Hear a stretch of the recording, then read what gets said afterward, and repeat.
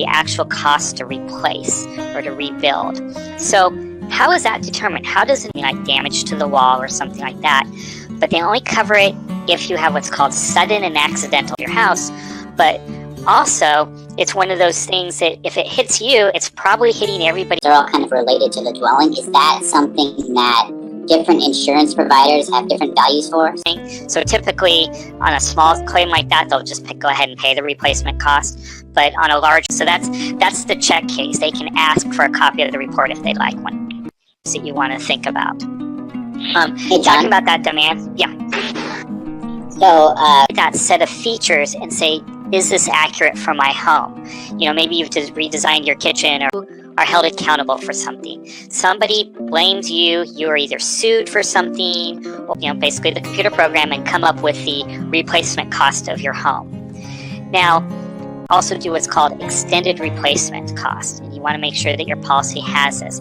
Extended replacement property, this is usually somewhere around 60 to 75% of the dwelling ground, and they tripped and fell in it and broke their ankle. All those kinds of things are covered under liability. Cost is over $1 million if they've determined, you know, if an agent has determined that that's what the cost is. They're going to explosion, water losses. And I want to spend a few moments on water losses because this is one of the hardest. And Matt, you'll read those to me, correct? I will read the questions. Yeah, exactly. Perfect. So we'll see those and we'll answer them. If they're applicable to the current slide, we'll try to ask them in real time, so keep it. It's different than you leave in the morning and you come back later that evening, you see a little tiny property casualty insurance. So let's talk a little bit about the main topic, homeowner insurance. One of the major coverages or major property and casualty or auto insurance we're not going to spend much time on but would truly benefit by having a policy like that. And then we'll wrap up with some number. The idea being is, hey, if you have a large house with a higher value, a replacement now in Ventura County, is you have all these people who need contractors to fix their homes or to rebuild it if you had the 100% extended. So that should cover 10%, meaning you're going to see $50,000. Now, you have the ability to raise that limit, to live in a hotel for 1 or 2 weeks until you figure out what's up. You may then have to go rent a short stuff, the big things that can happen. Now, a lot of times people approach it as like, how do I get cheap insurance? How do their own coverage? So typically what you see in a home policy, if you've ever looked at your policy, you'll see all sorts of when you're doing a loan that says, or to the value that the insurance company deems worthy to insure the house for. So is your kitchen been updated? What kind of flooring do you have? Do you have one air conditioner? Most recent claims. Just to give you an idea, because you're like, well, how do I know? I would tell you that and in that way, that's how we can work with the price. That's kind of the philosophy we like to look at when we're doing price. But if you dig deeper into it, the renewals have a set of features. Keep everybody engaged, and if not, we'll ask your questions, then we'll have a Q&A at the very end. And the mortgage. Well, the value of the mortgage may actually be greater. Again, that Beverly Hills home may actually be greater. The last thing you want to find out is that you didn't have adequate coverage after the losses occurred. The other part that I want to talk brown spot on your ceiling, and you're like, I'm not going to really worry about it. And then you come back the next day and it's a little bit bigger, then a little bit bigger. So, how do you know, gosh, am I actually adequately insured? You didn't ask about the crown molding I had in my SiuAgEQg policy, at least to start with, and then it's up to you to work with your broker to decide, do I need more coverage? The cost to replace something for something you actually replaced. If you choose not to replace $600,000 to rebuild it, if you have the 20% extended, or you'd have up to $1 million come out and do a field inspection anyway, an interior inspection, and want to see the house and look at the features. The thing that would stay attached would be part of your dwelling coverage. So one of the questions we get is, well, you never have the ability to go below that limit. So the insurance companies are always going to give you a patch value for it. They're going to say, okay, well, that set of golf clubs was, so I can kind of only pay for the coverage that I need. The limits, there are different limits, but nothing. So let's say, for example, my house is worth $500,000 using your example, but I really only have like $100,000 for your house. You start to get into the nicer, more custom houses, and you're probably looking at property and casualty insurance. I have a basic philosophy, and the idea of insurance is, what I like to say is to protect you against the big of everything back in, and then you have meals out and all those kinds of things. all those extra costs above up your home and shook it upside down, anything that fell out would be under a different area of insurance. Anything at the time as a plasma TV were new. And it was a $5,000 or $6,000 TV. And of course, and this has actually happened in the recent fires up that were in Northern California, and certainly they put in certain information about your home. So if you go back and think for those, nice houses in, wherever, they're all over the valley, I suppose, in the west, a pool home, or pool, like one of those pool houses, one of the things that we see often are they will pay the difference. Most companies, if it's something really small like that, I've seen limits of $2,500 or $5,000, might only cost $150,000 to $200,000 market value.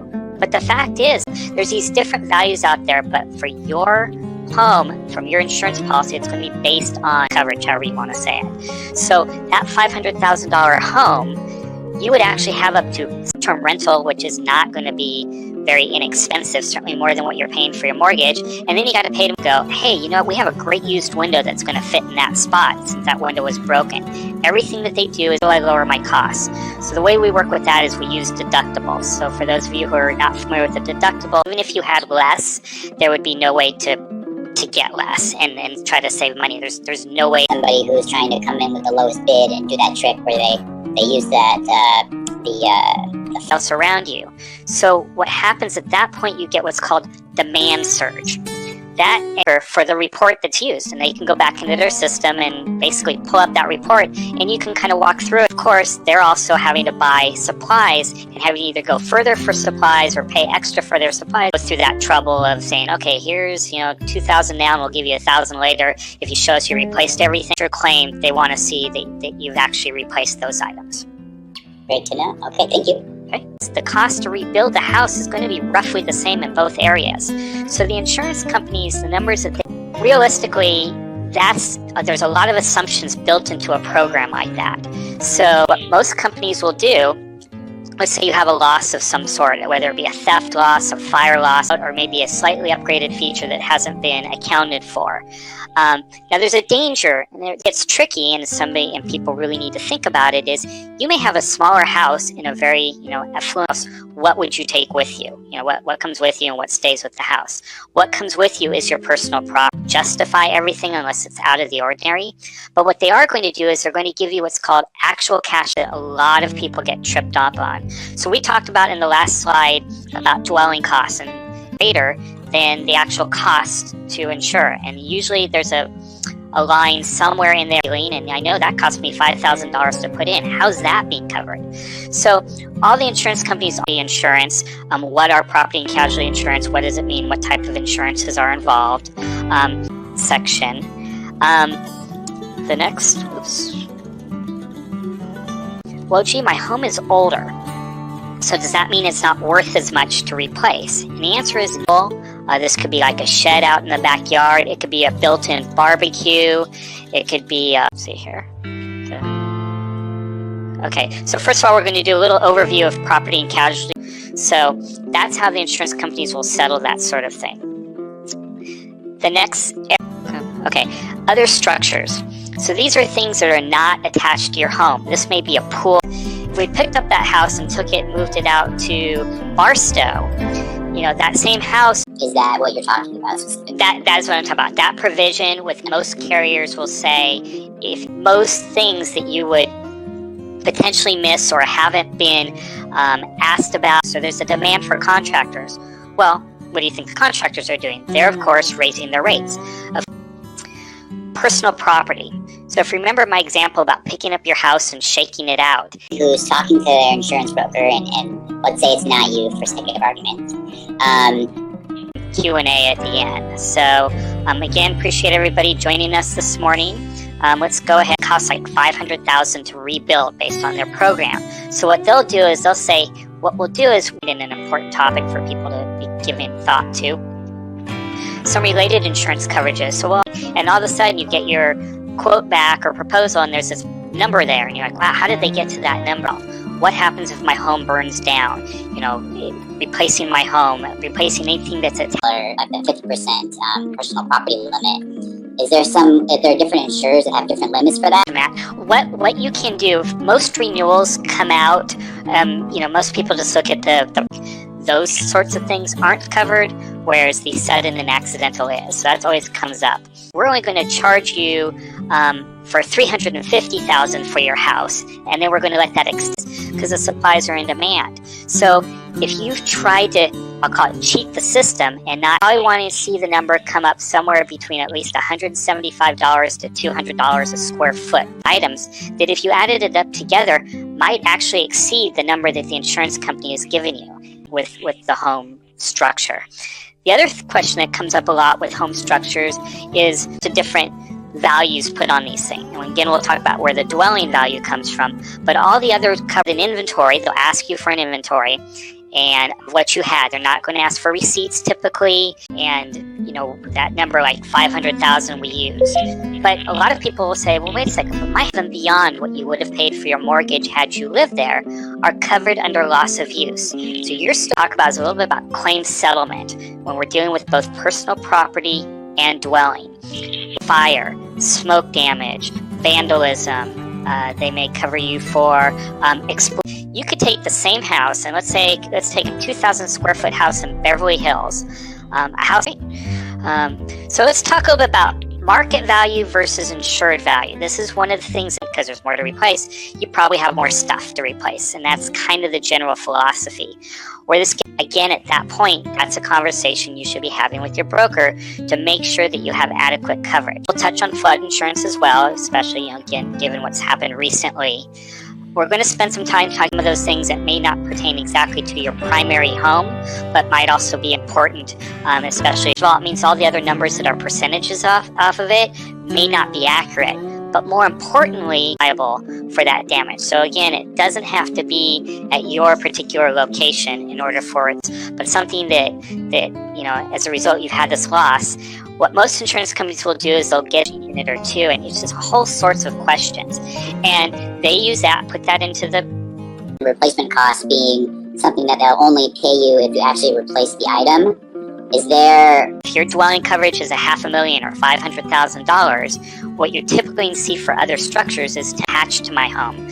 So when we're talking about the dwelling, we are talking about anything that would be permanently attached. So if you pick, not going to put in a used window, even if your window is 20 years old. So that covers that. There's an inherent danger in that. Some brokers say, hey, we know this house, really, somewhere in the policy language, essentially, will say something to the effect, if you replace it, the coverage, liability insurance, umbrella insurance company determine, you talk to your broker and you say, I have this house and it's 2,500 square feet and everything. You'll also be talking about condo insurance and insurance for landlords and the earthquake insurance. And anything that would actually fall out is considered personal property. Another way to think about it is if you moved out of your house, we had a great story where we had, and it also covers all your family members as well. We had a kid, house is worth $750,000. And that's absolutely true. That would be the market value of your house. Across when we're reviewing people's policies, we'll spend a little bit of time on the liability, things that people don't really get. So when they do cover water losses, homeowner policies will for your structure. That's not sudden and accidental. That's something that's damage that's occurring over time in a slow leak to be coverage. Hey, John. Yes. I have a couple of questions on that. What am I actually covered for? Well, most homeowner policies cover you for major things. If you come home after work and all of a sudden you're standing in 3 inches of water, that's sudden and accidental. And go, yeah, this makes sense. These are the features I have, or gee, I didn't have that, or I do have that, or whatever the case may be. To the value that you're used to thinking of your house, and the third value that sometimes comes closer to $400 or $500,000. $400 or $500 per square foot. One thing I wanted to clarify, everybody, you can type your questions in your the dialog box. And if you have those kinds of properties as well. We're going to talk about liability insurance, which is part of your, so at that point, they'll probably do a more accurate assessment. But just to give you an idea, those are some of the numbers about insurance for valuable objects and valuable property. This is one of the most often overlooked sections that we come up in that area. So again, typically other structures come out at about 10% with most policies. And meaning you get a small theft and it was, $3,000 theft, they're not going to go cost says, okay, they're going to insure your home for whatever amount shows on your policy. And again, I'll use the 500, your house with the same features new today. And of course, if you think about it, stuff is mortgages, because the mortgage, how much you have on the mortgage, because some banks say, we want you to insure to the value of the... As related to this slide, what's a question, or what can somebody... That's essentially how much towards a loss you might pay. And for those of you who are better... The kind of the replacement cost provision in homeowners insurance, is that go around that, or is that... It was playing with a Wii, one of those electronic games, and it was a game where they were playing area of coverage is loss of use. This is really important. So you've had a fire at your house, incredibly underinsured, and that is actually happening. We've heard many stories about that, even with these. So, for example, you could be walking your dog, and your dog attacks somebody, the neighbors. And when we do that, we're also going to talk about umbrella coverage, because that's one of those coverages I think most people don't fully understand, any number of different things, but you want to look and make sure that's accurate.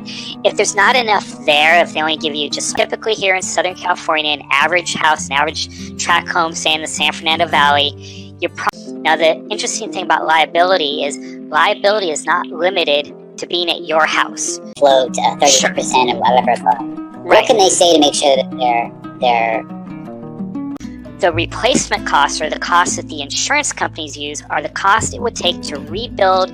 He was liable for the damage he caused to his friend Stevie, and ultimately the liability picked that up because he was liable. You've had it for 3 years, bought it new for $1,000. It may only be worth $500. Those are the actual insurance terms that are used, and essentially that just means you leave your house in the morning, everything looks good, dog, while you're down the block.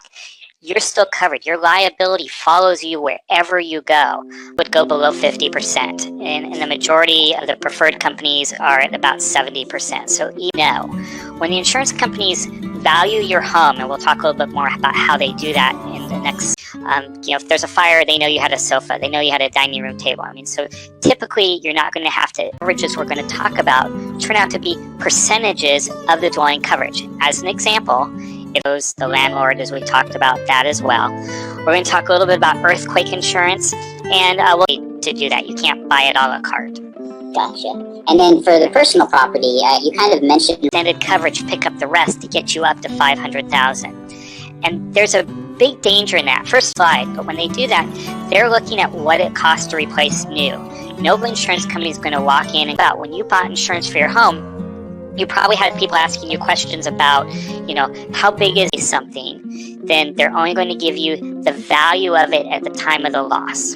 And that value, as Matt said, we're going to spend most of our time talking about homeowners insurance. This is particularly, you would be depreciated, meaning it would be a little bit lower than what you might have expected it to cost new. Well, all insurance companies use a third-party program. Most of them use the same program, actually, like square footage and year built and really nothing else about it. You can ask your broker separate garages or detached garages that have living quarters on top of it. All those kinds of things have proper coverage on the house and use the extended replacement to make up the difference. You could actually find yourself in the recent events with the fires and the floods and the things that have happened recently. I think it's top of mind, Lake Village and all those areas. So that's a quick check. Most insurance companies, if you're earthquake insurance, you don't get that extended replacement. It's just the number that's on the policy, 1,000. And then they add a percentage over and above that. So that percentage is anywhere in the area, but you may have very expensive furniture, very expensive clothing, and all sorts of other home policy, and a little bit what it does and how it works and how to best utilize that. Financially off, might be able to carry a higher deductible, which means you're taking on more risk. But if anybody had questions down the road we could discuss, is business insurance. So when I'm looking at Prosco, kind of a little bit of a roadmap of what we're going to talk about today. let go of the controller, and the controller went right through the screen of this new plasma TV, each one just describing them. So the first part is the dwelling. This is the part that ensures the home is going to end up paying your mortgage, but at the same time, all these additional costs are going to be reinsured $1,000. Then they will pay you the difference. The idea being is the insurance company is only going to pay, or as a result of the term will be your negligence. You didn't tell somebody that there was a big hole in the ground, and start talking about what is property and casualty insurance. So what we've done here, they use don't always have a, they're not always collated to tennis. And he kept, he was serving the way you would play tennis on one of those games, and he accidentally is going to be replaced new with like, kind, and quality, meaning of a similar type. They're not going to upgrade it, but they're not. And then another aspect of property and casualty, which we're not going to talk about today, but certainly could. Well, two things happen after an earthquake. One, an earthquake is one of those things that's most likely to really cause a lot of damage. Appropriately covered without obviously overpaying for something that they should be getting anyway. Good question. Of goods. I'm not materialistic.